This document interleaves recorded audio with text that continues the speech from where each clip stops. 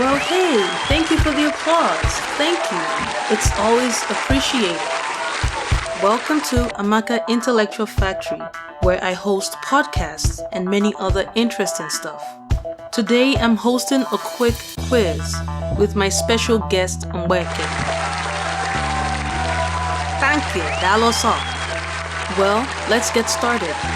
Mgbeke, if Prigozhin, the leader of the Russian private mercenary group, Wagner Group, was an Igbo man or a Biafran man, what will he do after his mercenaries had advanced to Rostov, a Russian city?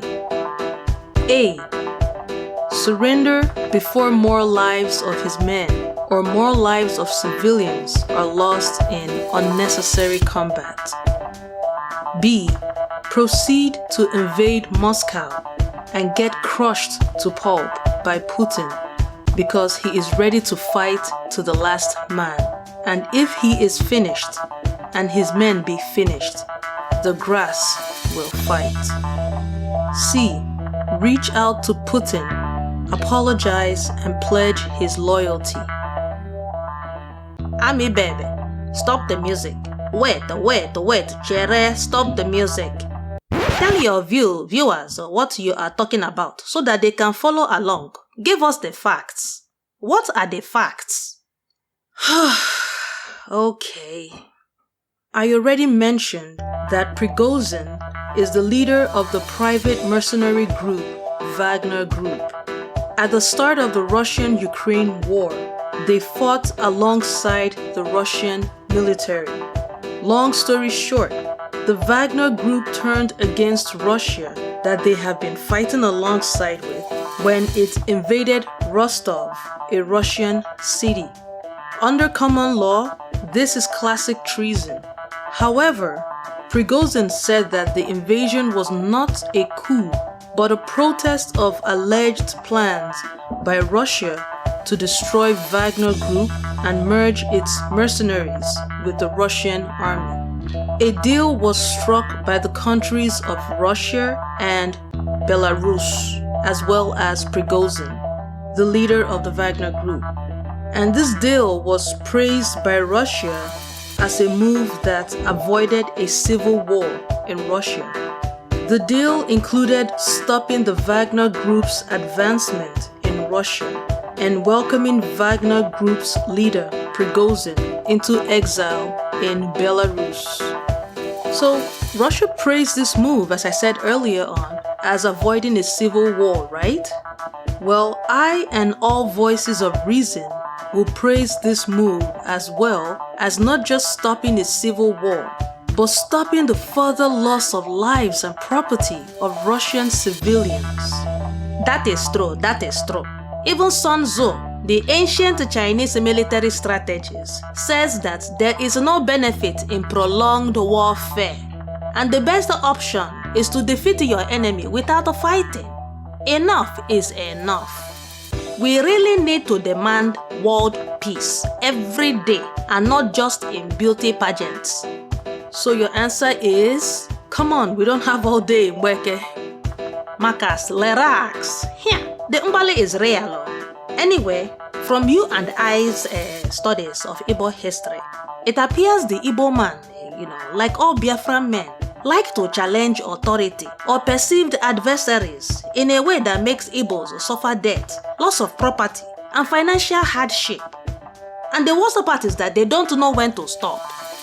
That's true, Mgbeke. With a profound lack of knowledge and understanding of how technologically advanced the West is, and countries like Nigeria are, you have some men who claim to be Biafrans making threatening statements to the British, the West, and Nigeria, totally disregarding the fact that these threats are always taken seriously and retaliatory actions taken against Igbos. I have no doubt that a lot of them have legitimate grievances, but it is important to know that where the West is militarily is so advanced, and they have access to unlimited resources that no matter how well prepared a small group of people gets militarily, they will never be able to subdue the West militarily. Sun Tzu said this in The Art of War, that though an obstinate fight may be made by a small force, in the end, it must be captured by a larger force. How do you even start to raise an army against a force that is monitoring you 24/7? Surveillance tyranny is already a global problem. We are being monitored through multiple avenues 24/7. If you're raising an army against someone that is monitoring you 24/7, before you even make a breakthrough, your plans will be frustrated. Constantly threatening violence against the West and Nigeria is a bad idea. That's my point. There are other ways we can table our grievances and be taken seriously.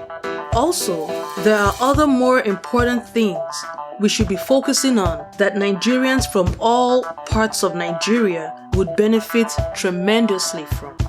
And what are those things that are more important that we should be focusing on? That is a topic for another day. Also, I urge my viewers to check out my other videos where I address these issues. I have some interesting series this July 2023 which you don't want to miss. And of course, make sure you subscribe to Amaka Narrates, where I narrate and review books for an even more enjoyable experience. We should all aspire to heal the world and make it a better place. Marcus, are you Michael Jackson? Heal the world, make it a better place. Mgbeke, please be serious. Now answer my question. Okay, relax. Ask it again. My question. If Prigozhin, the leader of the Russian private mercenary group, Wagner Group, was an Igbo man or a Biafran man, what will he do after his mercenaries had advanced to Rostov, a Russian city? A. Surrender before more lives of his men or more lives of civilians are lost in unnecessary combat. B. Proceed to invade Moscow and get crushed to pulp by Putin because he's ready to fight to the last man. And if he is finished and his men be finished, the grass will fight. C. Reach out to Putin, apologize and pledge his loyalty. Even our Igbo brothers and Biafran brothers know the answer because the Mbale is real. They should learn from Igbo women. When they fought against the British's taxation of Igbo women in 1929, Igbo women quickly surrendered when they saw the casualties they suffered from the militarized colonial response. And Mgbeke, answer my question, please, so I can end the show. Okay, my brothers, it is all rough. One rough. My answer is B. Proceed to invade Moscow and get it crushed to pulp by Putin because he is ready to fight to the last man. And if he is finished and his men be finished, the glass will fight. And the answer is correct. And we are out of time.